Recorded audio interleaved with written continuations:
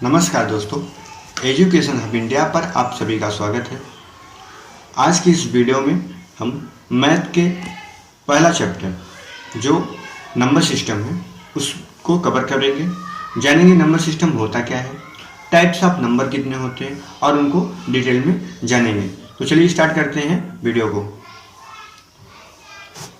Number system जिसे हिंदी में बोलते हैं संख्या पद्धति।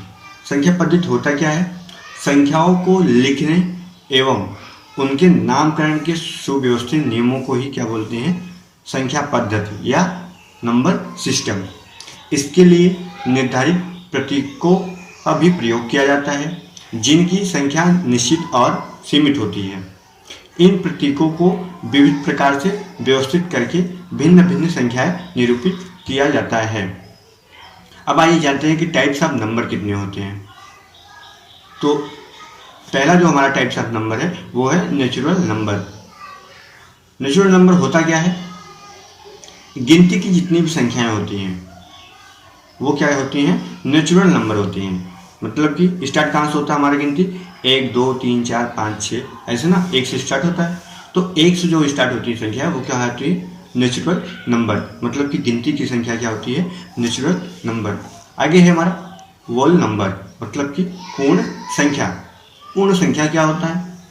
पूर्ण संख्या जो हमारी नेचुरल नंबर होती है, अगर उसमें जीरो को सम्मिलित कर लिया जाए तो वो क्या बन जाती है? हमारी पूर्ण संख्या। अब जैसे कि 0 1 2 3 4 5 6 7 8 9 etc। ठीक। अगला हमारा है पूर्णांक संख्या। पूर्णांक संख्या होता क्या है? जो हमारा नेचुरल नंबर होता है उसमें जीरो और माइनस, मतलब कि निगेटिव जो नंबर होते हैं उसको अगर हम सम्मिलित कर लें तो क्या बन जाती है? हमारी पूर्णांक संख्या। इसमें जो होता है प्लस माइनस और जीरो दोनों आता है। जैसे कि -3 -2 -1 0 1 2 3 जो स्क्रीन पे आपके लिखा हुआ है।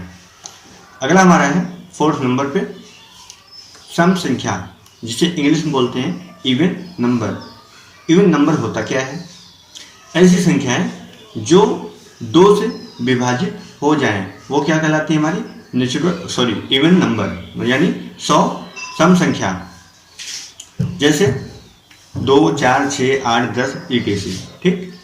इसी का अपोजिट जो होता है वो कौन सा होता है? Odd number. ऑड नंबर होता क्या है हिंदी में? विषम संख्या। विषम संख्या ऐसी संख्याएं होती हैं जो 2 से पूर्णतः विभाजित नहीं होती हैं। जैसे 1 3 5 7 etc। अगला जो हमारा है 6 नंबर पे भाज्य संख्या। भाज्य संख्या क्या होती है? ऐसी संख्या जो एक या स्वयं के अतिरिक्त दूसरी संख्याओं से भी विभाजित होती हैं। मतलब खुद के अलावा अन्य संख्याओं से भी विभाजित होती हैं। ऐसी संख्या क्या होती है? भाज्य संख्या। और भाज्य संख्या जो स्टार्ट होती है वो कहाँ से स्टार्ट होती है? 4 से। क्यों? क्योंकि 4 ऐसी संख्या पहली है जो 2 से विभाजित हो जाएगा। 3 और 2 1 तो होगा नहीं, खुद से हो जाएगा, लेकिन अन्य संख्या से विभाजित होगा नहीं। तो 4 6 8 9 10 ये सब क्या है? हमारी भाज्य संख्या है। अब अगला हमारा जो संख्या है वो क्या है? अभाज्य संख्या, प्राइम नंबर। प्राइम नंबर एक से बड़ी ऐसी जो नेचुरल नंबर जो एक और स्वयं के अलावा किसी अन्य संख्या से विभाजित ना हो। मतलब खुद के अलावा और अन्य संख्याओं से विभाजित ना हो, वो क्या होती है? अभाज्य संख्या होती है। और अभाज्य संख्या जैसे 2 3 5 7 11 13 etc। ठीक। अभाज्य संख्या से एग्जाम में क्वेश्चन पूछे जाते हैं, तो इसके लिए मैंने पॉइंट ले लिया है 3 4। तो आइए जानते हैं उस पॉइंट को। पहला पॉइंट है प्रथम अभाज्य संख्या कौन सी होती है? हमारी 2 क्या है? हमारी प्रथम अभाज्य संख्या होती है। और ये 2 जो है केवल एक ही अभाज्य संख्या है जो सम है। बाकी जितनी भी अभाज्य संख्याएं वो क्या होती हैं? विषम संख्याएं होती हैं। आप चेक कर सकते हैं कि जो 2 है इसके अलावा कोई भी आपको सम संख्याएं अभाज्य संख्या में नहीं मिलेगी। और इसकी एक खास बात यह ऐसी संख्या है ना तो भाज्य ना ही अभाज्य है। मतलब कि जो एक मतलब वन ऐसी संख्या है ना तो भाज्य है ना ही अभाज्य है। अगला जो हमारा है 8 नंबर पे वो है परिमेय संख्या। परिमेय संख्या जो संख्या p/q के रूप में लिखा जा सके। ऐसा नहीं है कि p/q के रूप में लिख दिया जाए तो वो परिमेय संख्या हो जाए। उसके साथ साथ कंडीशन है। पहला कंडीशन, जहां p और q दोनों पूर्णांक हों, साथ ही q = 0, तब ये संख्या क्या कहलाएंगी? परिमेय संख्या। जैसे 3/4 हो गया, 17/49 हो गया आदि। ठीक। अब अगला हमारा है अपरिमेय संख्या। अपरिमेय संख्या क्या होती है? यह भी वही है सिस्टम कि जिसे p/q के रूप में ना लिखा जा सके और इसके साथ ही p और q पूर्णांक हो और q = 0। ठीक।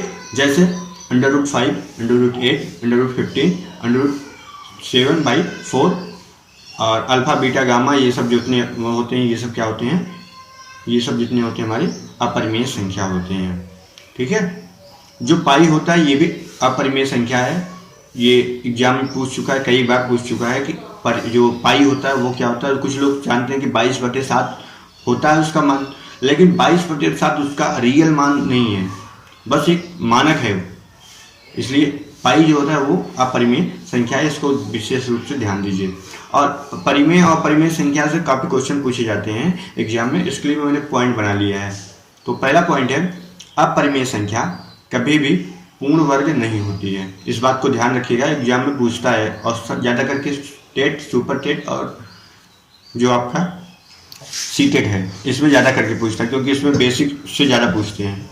दूसरा पॉइंट है दो परिमेय संख्याओं का योग, वो क्या होती है? एक परिमेय संख्या होती है। अगला पॉइंट है हमारा दो परिमेय संख्याओं का गुणा मतलब मल्टीपल क्या होता है?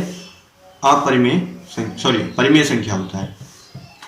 अगला हमारा पॉइंट है एक परिमेय और एक अपरिमेय संख्याओं का योग क्या होता है? वो क्या होता है? अपरिमेय संख्या हो जाती है। और अगला पॉइंट है कि एक परिमेय संख्या हो और अगला अपरिमेय संख्या हो, अगर इन दोनों का मल्टीप्लाई करें तो क्या होगा?